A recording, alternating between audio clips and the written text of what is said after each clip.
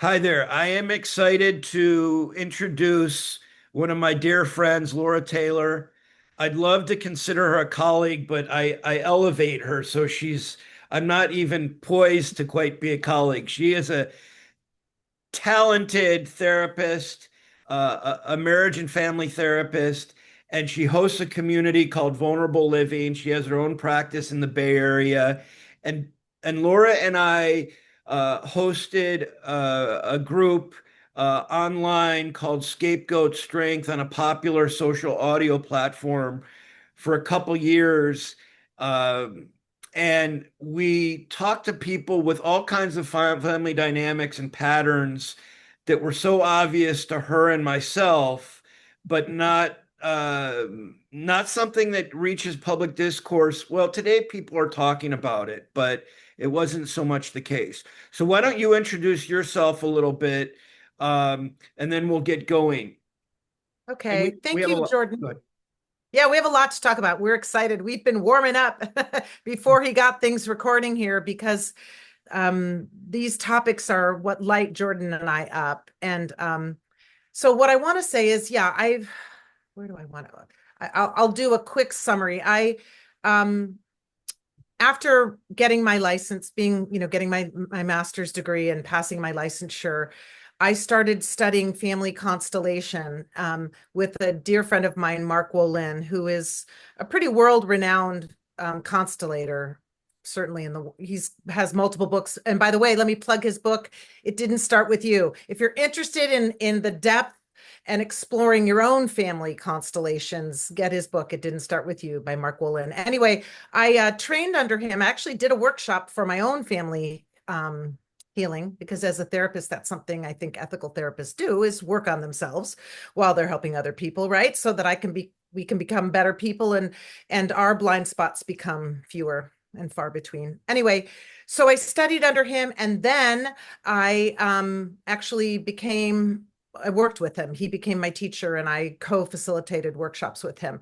I met hundreds of people, maybe even thousands, and watched a lot of family systems play out. It taught me so much. And let me just say, family systems are more alike than different. Although there are different dynamics, there are some key factors that I look for. And yeah, Jordan and I just like to do that. So I think I'll stop there, Okay. unless there's something you Great. want to add, No, no, Jordan. no. That's great. So just to give people some more background, we would host talks that were kind of open engagement, open discourse with people who were healing from trauma related to family dysfunction, if you will. And so we talked about all kinds of things, and we even highlighted some high profile cases. For example, we talked about the Amber Heard trial and the Johnny Depp trial, and uh, I'm sorry, the Amber Heard trial, which included Johnny Depp, her ex.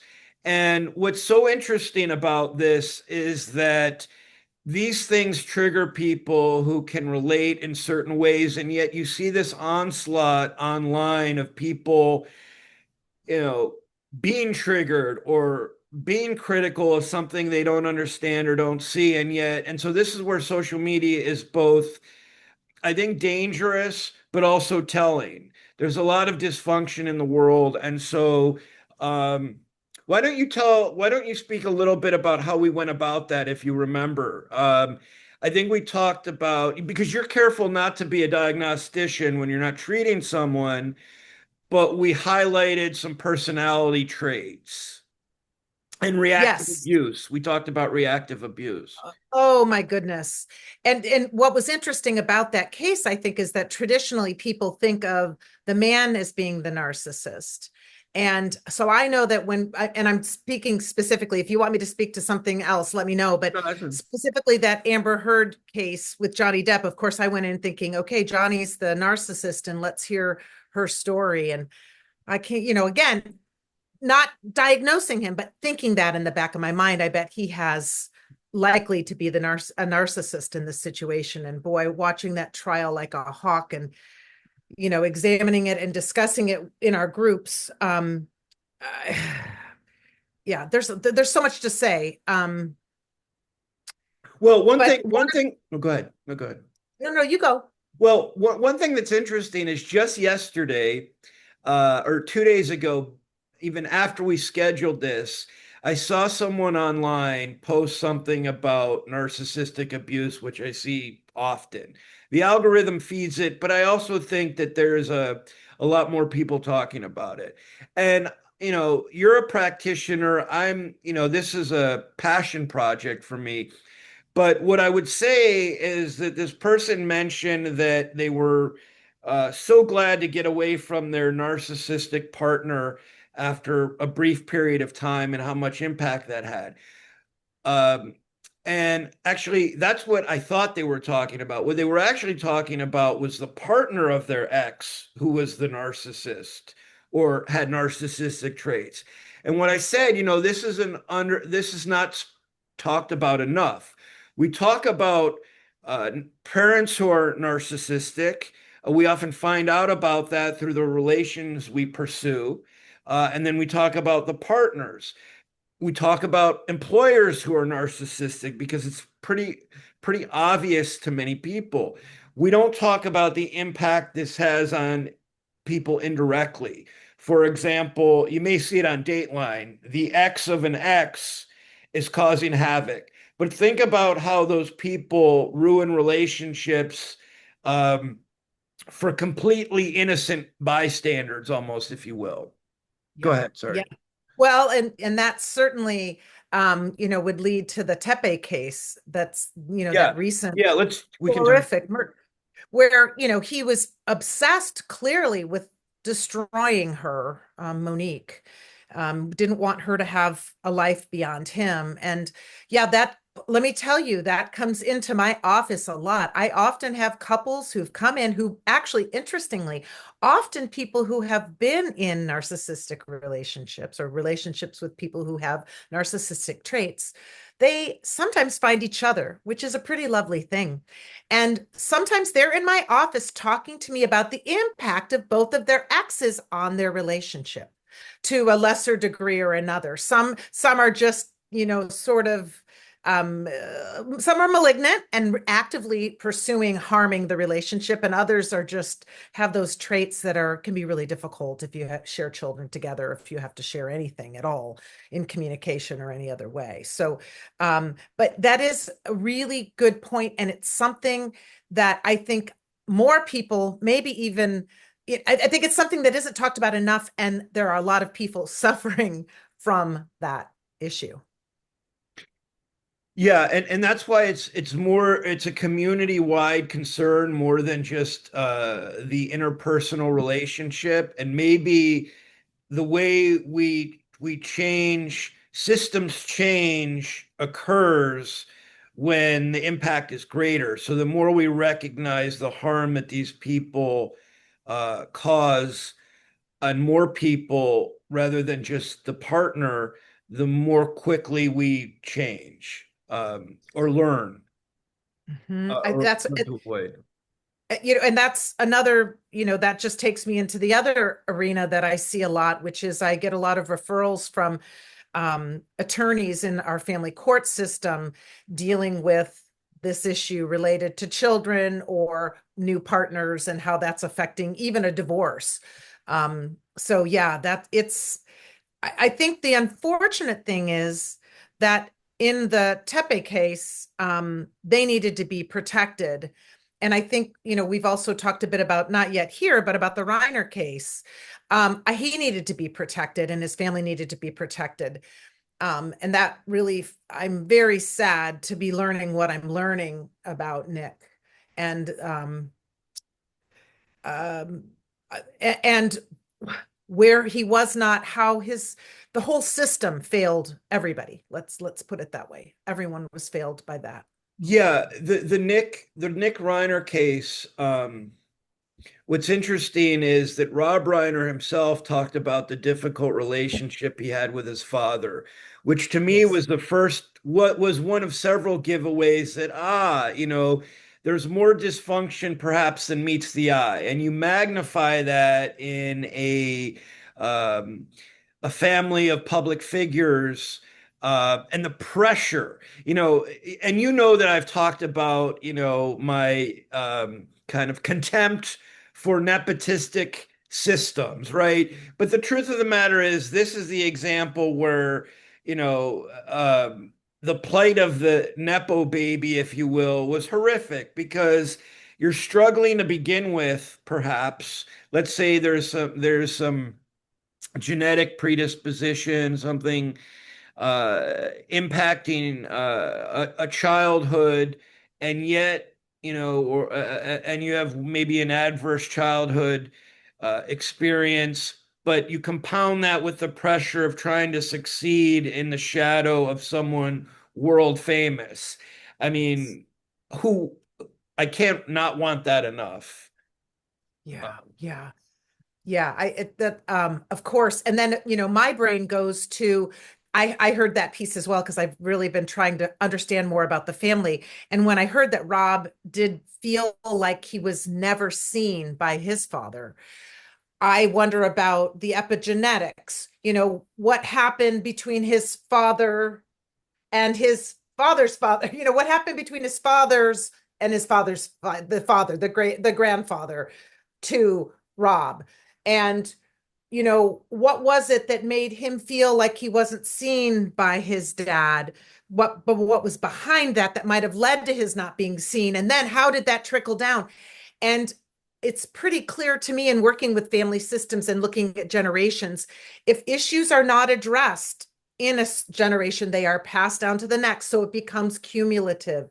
And I look at, this case with all that happened, just an accumulation of so many things that weren't addressed. And Yeah, it's really, one of the other things that struck me was an interview, maybe you saw this, where Rob Reiner is sitting next to Nick Reiner and they're talking about the film they produced.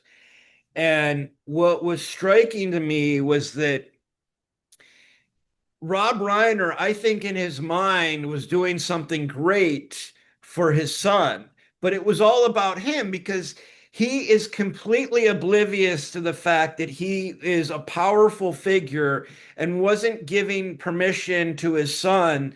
Like the interview should have been Nick talking about the experience, but instead it was Rob talking about the yeah, experience. he I'm was like, facilitating it. Yep. yeah, it was that was a blind spot of Rob Reiner, not to pick on him, but to demonstrate that really caught my attention.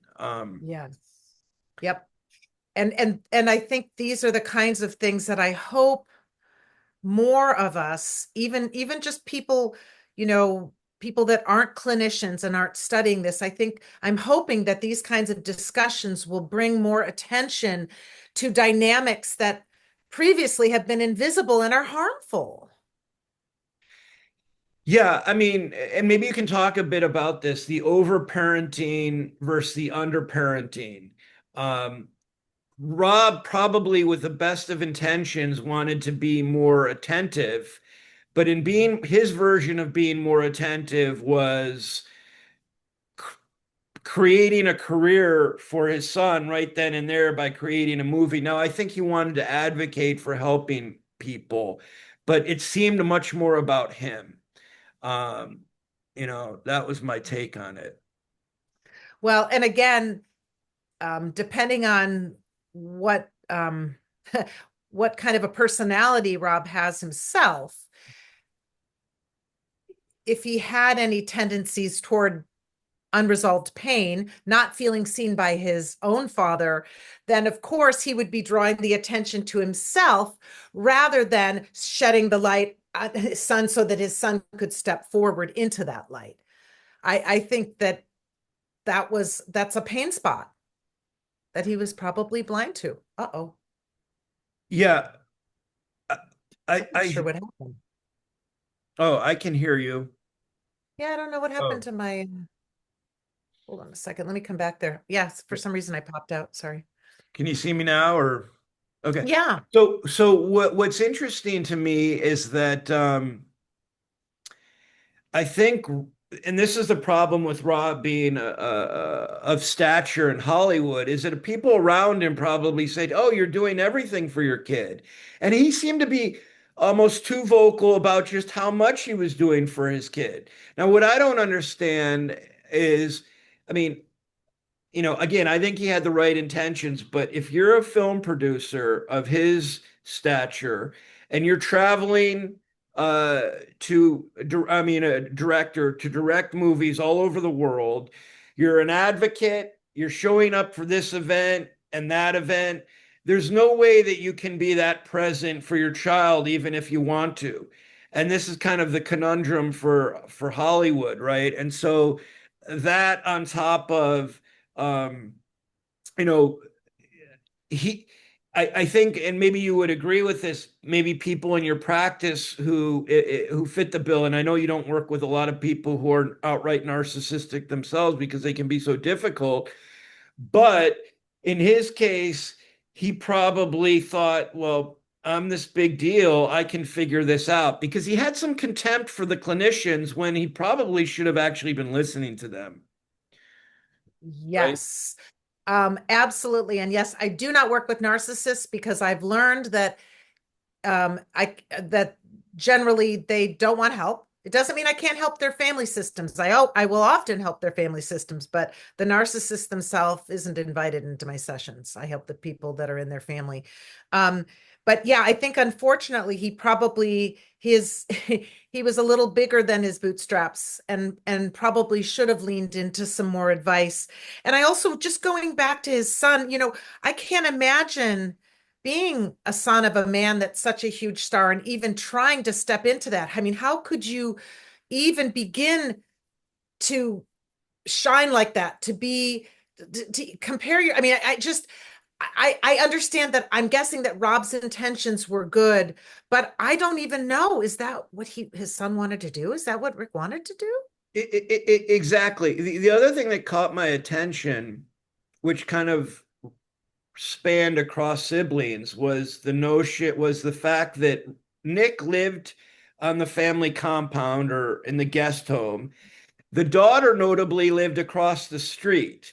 Now, in my frame of reference, I thought, well, wow, maybe there was more parental influence and pressure to have some control, not necessarily inherently to be problematic, to be challenging, but most people don't have the resources to make that happen. But Right. they also might not want to do that because that doesn't speak to independence. The way the media portrayed it, and they might be right, is that, this is how they were able to help their son. But the way I kind of look at it was this is a way to control the situation for both kids. Yeah, right. To have her across the street and him on the property. Now, Right. having a special needs, mentally ill daughter, I do know that they do need more. Um, and I did hear also that he was conserved for a period of time. I did catch Oh, okay. that. And Okay. so clearly his mental illness and his the way that it was affecting his life put him at some risk. And I think that he was gravely disabled at one point Oh, okay. when he did get conservatorship. But I don't think I've tried to look into that a little bit more because I just heard a little blip and it caught my eye. But I don't think they got a long term. He wasn't conserved except for a short period of time. But Oh, that okay. tells me that he was there were some serious issues with his mental illness. So that, yes, I think he might have felt controlled, which often people with mental illness who are challenged may feel controlled. They want to be like their siblings or like other people their age out in the world. And yet it's risky to put them out there. That's what confuses me. You see, this is what confuses me because at that point in time, they saw that he was gravely disabled and they got a temporary conservatorship. He was changing medications. His father, Rob, talked about being afraid of him. I don't understand why he was out wandering the streets looking for drugs, why he was at a social party the night before he murdered his parents. It doesn't make sense to me if they were keeping him safe and monitoring him closely. I'm not certain why he wasn't in an inpatient setting while they were taking him off one medication and putting him on another. There's so many things that I think are going to come to light here that are disturbing and hopefully will teach the public. Yeah, I mean, um, as knowledgeable as they were about certain things, they were unconventional in their approach. I mean, I have a cousin who's an adult who, my parents' generation, who is schizophrenic. And, he was treated with antipsychotics well before, older generations. Like, none of he had some resources, but not the level to degree that this person had here in Los Angeles. And so it just strikes me as extremely odd. Way too much going on here Yep. to just tease it out. And again, what immediately happens is that the media leaves people thinking, well, schizophrenics are dangerous, or like they limit their appreciation of comorbidities. They don't talk about them, and it's a lot of misinformation. Um, Yes. yeah. Yes. Yeah, and I want to say that the way that I look at it is that he needed to be protected. Mhm. That Nick did. It ended up that his parents were harmed, but I think that he needed more help at that particular window of time, that it may have been a very short window, maybe a couple of weeks while his medications were getting um, set up, and while he was getting more balanced again. I don't fault, I mean, this might sound weird, but I don't fault him for what happened. I, I believe that he needed more care, and that because he was not protected from the things that he could do to cause harm to himself, it leaked out into harming his parents as well. That's how I look at it. Yeah. Yeah, I mean, and maybe this is my misunderstanding, but I sensed that kind of rage um, was more than just psychosis. That was pent up over time. Um, Maybe generations.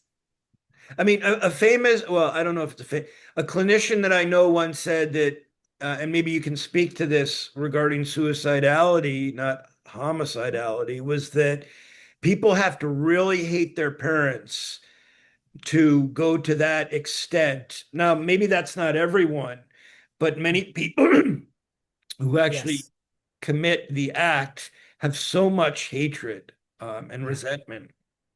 Well, and yeah, dying by suicide has a lot of different components to it, but it definitely can have an aspect of the ultimate consequence for whomever, including parents. It's the ultimate one. There's no more discussions. You're left with this horrible feeling, no matter who it is that's related to them. What did we do wrong? What didn't we do? What could we have done? And And and I don't suicide mean really, to, and I yes. have to say that, yeah, I don't mean to suggest that that's the one and only influence, Mhm. but someone who stated that Yes. to me once, it was profound to me. Mhm. Uh, It's the yeah. ultimate fuck you. It can be. Yes. Um, yeah, the when we talked about the Amber Heard Johnny Depp case, there's a lot of nuance that people don't see. Social media again reinforces kind of blanket dichotomous thinking where it's all or nothing. And so you begin, at least I did have compassion for some of the parties. As a clinician, you probably looked at it well, both personally and professionally. Um, but the same is true with the Reiner case. People want to cast all the blame on, one group when we just don't know um, everything. It's right. There are a lot of dynamics involved, and I think that there are a lot of things that fell through the cracks. And I don't think there's any one party to blame. I think probably most people, Rob Reiner himself was probably well intentioned and thought this was something that was going to be managed at home, and had no idea what he and his wife's fate was going to be. And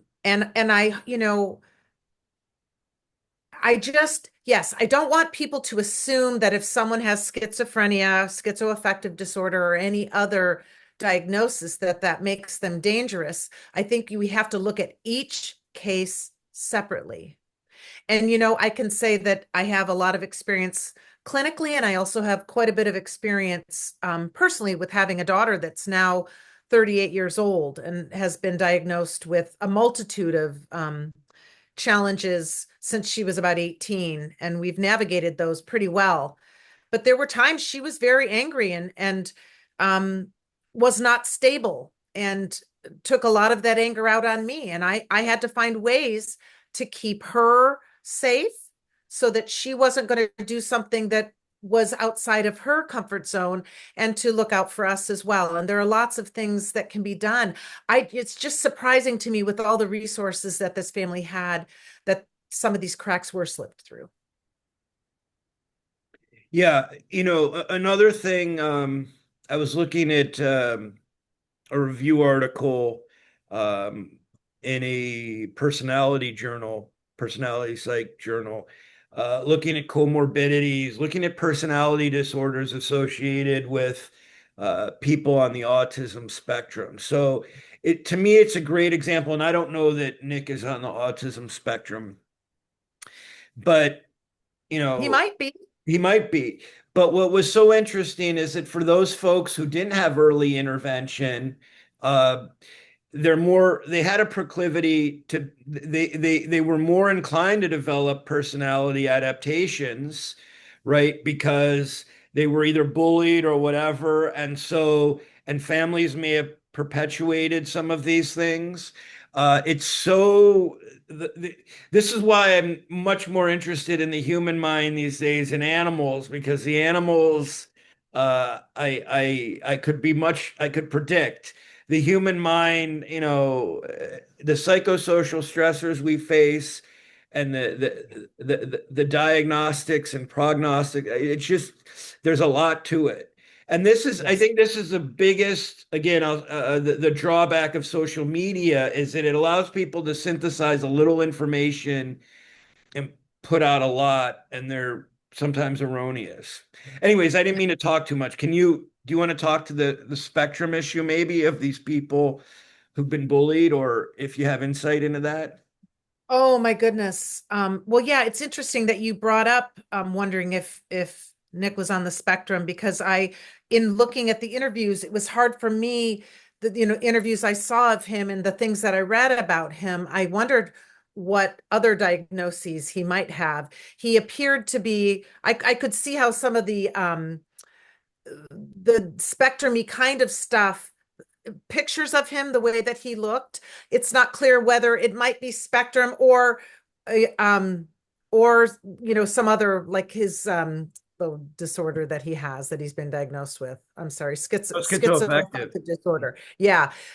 Those kind of can look similar, but again, I wonder if he might have had early symptoms that would have shown up before the schizoaffective, because schizoaffective tends to show up in early adulthood.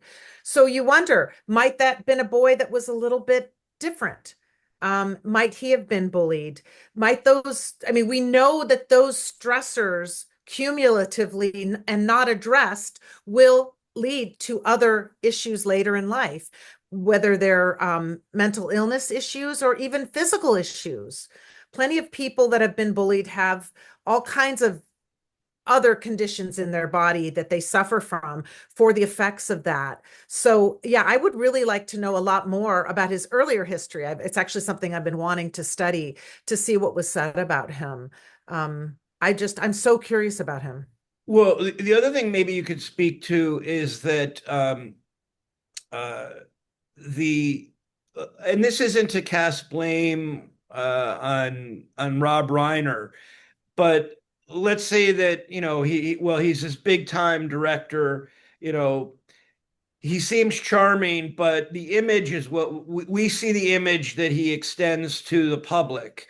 We don't know what goes on behind closed doors. And what people always forget, they hear these quotes. Rob Reiner was, and he may have been one of the kinder people in Hollywood, but we don't know what goes on behind closed doors. And to me, one of the biggest challenges of dealing with narcissistic systems is you have one impression for the public and one impression for the family, and how that gets mixed in to media coverage of these things. We have no idea what it was really like. Um, but yeah, Yeah, I absolutely, that's one of the challenges about coming from a family like that. I, for example, had a narcissistic father, diagnosed, not by me, by his psychiatrist, diagnosed borderline narcissistic alcoholic. Wow, my dad had it all. Um, but people thought he was kind and helpful. He had such a great persona as this Harvard educated attorney. But let me tell you, when the doors closed, or whether it was a car door or a house door, the person that showed up was very different than the person who showed himself to the public, because image is everything. And being a world famous director, if that isn't, being in the limelight directly, image is everything there. So being kind might have really been the image that he had, but I don't know how he treated his children. In particular, Nick, I don't know how he experienced his dad, and especially if he was differently abled, if he had any spectrum issues, or he, I don't know, had, was challenged. Maybe he was dyslexic. I mean, I don't know. I want to study him more. But if he did anything that wasn't going to look good to other people, if Rob really cared about that, which we're speculating here, I don't know, that could become, then this poor little boy could become the scapegoat in the family, the place that the negative focus goes. And that's the thing I'm curious about. I don't know, yeah. but I wonder. You know, it's tragic because like I'm so careful not to want to point fingers because uh, I feel that there are so many people that want to come to the defense of someone who can't speak for themselves, which is fair and understandable. At the same time, there are a lot of red flags that make someone suspect that things were not exactly as they seemed. And I think again, the other hard part is that in Hollywood, people don't want to, they're not going to go criticize a director. Uh, they're not, you know, it's Yeah, just it's tough. they'd be hurting themselves by doing that. Yeah. And they kind of want to see if an elevated person who's of this stature comes into their life, they're gonna either pedestalize them likely, or they're gonna really overly appreciate just overall kindness and take that as more. There's just so many things here that have been influenced by the context. But I can't forget watching this guy, Nick, sitting next to his father. His father has produced, directed all these movies. He could have said nothing throughout the interview, and it may not entirely be his fault because the journalists typically want to ask the director, right? But it really should have been about Nick. He should have been showcased there, and he looked so uncomfortable that it Mm. was. We talk about people regressing when they're around their parents. It was a great example of looking at him thinking he wants to be as far away from there as possible. Hmm. Sad. God. Yeah. I'd love you to send that to me. I'd like to watch that interview. Sure. I would appreciate that. Yeah, and I go back to the family system, thinking about if Rob never felt seen by his own father, which is what he said, he never Right. felt seen, having the focus on him would feed, it would never meet the need, but it would feed the need. And then what happens when he has such a need for that? And maybe his son, again, this is speculation, but bringing his son in, being the good dad that's, making a film with his son, aren't I a good dad? All the focus comes back on Rob. And yeah, it all leads back to the same place in my mind, which is there were a lot of things that weren't directly addressed, that weren't healed. I mean, we never heal completely, but it's a worthy journey to at least if you know as a man that you didn't felt seen by your dad and you have children, to work on feeling better about yourself in the world for Could your you talk a children. little more about that? This savior narcissism, where you know the peop, it's this is a this is again the enigma, or the challenge of, or the contradiction, if you will, the paradox that you've got someone who wants to go out and save the world. He was an advocate. He was a political advocate. He wanted to help. He wanted to work on children, developmental issues, helping academics. I think he was pretty philanthropic in that regard, working with childhood developmental psychologists. Um, but at home, he missed the boat. Now, at home influenced him getting involved at all, but it's almost Right. comes across that he eventually wanted to put more effort into that, almost maybe to make up for the challenges that he had at home, and he lost sight of his own family issues, which is the hardest part when you have that many resources. That's why people are looking at this like, what? Yes. And it often can be the case that because it feeds one's ego more to get kudos out in the Right. world than to deal with your kid who might be difficult, might not like you, might have a good day, might have a bad day, but you don't get, as I will call it, supply from your family in general, not like you do out in public, if that's what a person is trying to feed off of and to have to feel better. I yeah, I it reminds me, I just want to share this because I'm not tooting my own horn, but I understand how this works. I had gotten really involved in our community with human trafficking, and we were teaching classes at the high school. I have a friend that's a detective, and we had gotten quite a bit of press. We created a TV show. We da da da da. And at one point, my daughter, who was the reason I started doing that, said, "Mom, I don't want to talk about this anymore. I want to stop. I'm done." And I had invested so much of my time and energy into programs and things. And I realized she even meant me. She didn't want me to do it anymore. She needed me not to.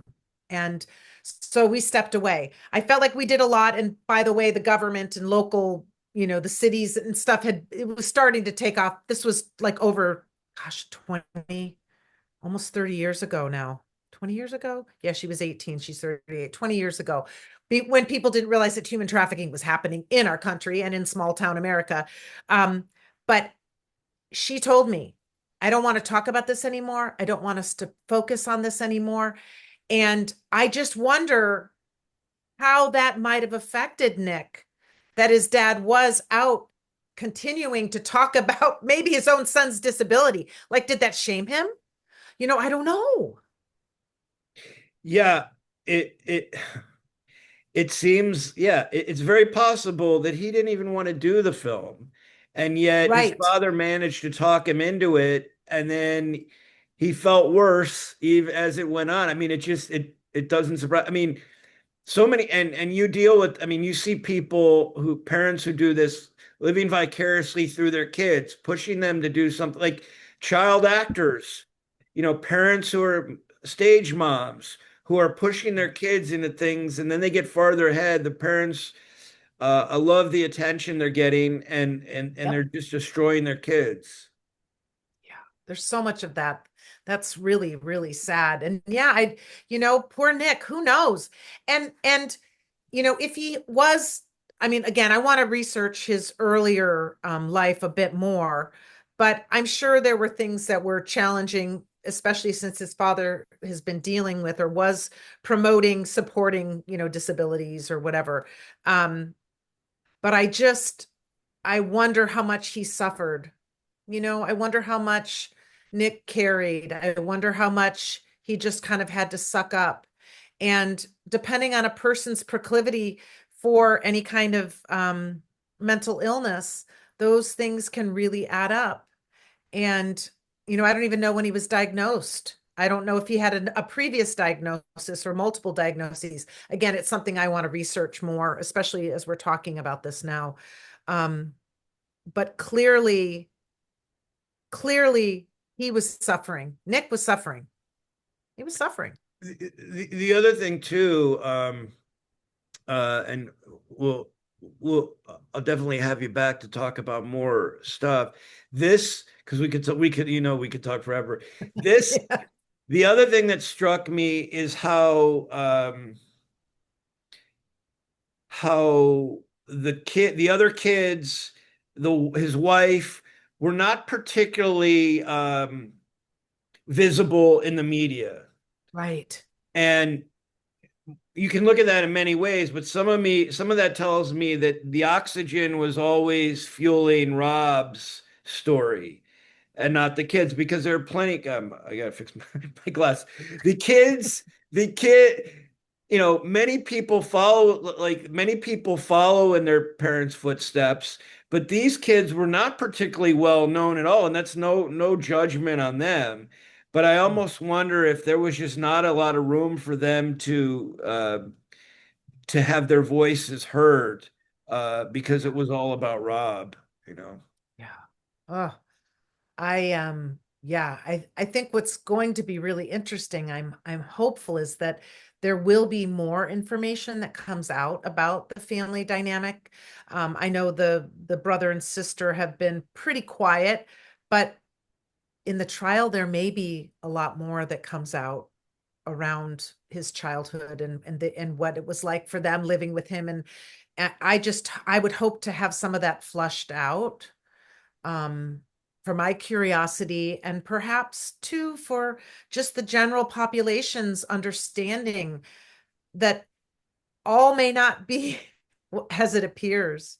I think there are, it's so easy to put people like Rob Reiner on a pedestal and assume that all is wonderful in his world. And, one of the things I know about humans, we are more alike than different, and we all have pain. We all have trauma, big T trauma and small T trauma. And it's interesting. I just want to put this piece here, and maybe that's something you want to nibble on, or maybe we'll just go over it. But trauma, what qualifies for trauma, people think, oh, someone was a Vietnam veteran, or, someone was a police officer and saw this and that those are things that are considered traumas by many. But in truth, a trauma is any situation in which you feel unresourced and overwhelmed. And those things can happen often for children in lots of situations. You don't even have to have a famous father to be overwhelmed in a situation, perhaps just when your parents are fighting, or you get bullied at school, or a teacher tells you that you're stupid, or whatever. Those are also traumas, situations where you were not resourced and you felt powerless and unable to cope. And I just share that because I want people to know that the suffering that normal people, if you want to call them normal, people that don't have schizoaffective disorder, it doesn't mean that we don't all suffer in our own smaller ways. And I like to remember that because I think everyone's walking around with some sort of trauma, a large T trauma or a small T trauma. It's just really sad when there's big stuff clearly going on. Now the Reiner family, talk about a big T trauma. That whole extended family is going to be, suffering. Well, yeah, thank you. I mean, this is the other thing. The list of adverse childhood experiences is long. So people don't think of the fact that just being a child with a lot of siblings, with 10 Yes. siblings, is considered an adverse childhood experience. Being the child of a famous director in itself is probably an adverse childhood experience. Yep. Um, and And I will so say I've looked at that list, and I will say it's much less than adequate. There are a lot of things on the adverse childhood list. There are a lot of things that belong there, that aren't included. I'm just really grateful that that's something that's had some exposure for people to learn about. things that they probably consider normal that were traumatizing to them, that made an effect on their lives, that changed them forever. Not only them and their perceptions of the world, but perhaps even their physiology was altered. Well, thank you so much. I want to have you back on because we can talk forever. So Laura Taylor is available at Vulnerable Living on her on some of her social channels. Do you want to talk about how to reach you? Yeah, you can reach out to me on at vulnerableliving.com. I have a weekly women's group that I do on Monday nights and all the social media stuff. I'm just vulnerableliving.com. Facebook, I have a private group. You can find me on TikTok and Instagram. I'm most active on my Facebook group just because, I don't know, that's where I started it back during the COVID days. But yeah, reach out to me if you have questions or thoughts. I'm on multiple platforms and you send me a message and I will personally, I will not have my associate or anyone else respond to you. I will gladly personally respond to your questions or thoughts. And even if you have criticisms of what I've said, I'm open to that. Let's just communicate. Thank you. All Uh, right. till next time, I appreciate it. And this was Don't Follow the Shepherd. I'll upload this to YouTube. And thank you so much for the inspiration and the Hmm. opportunity to speak. I look forward to doing this again, Dr. Jordan.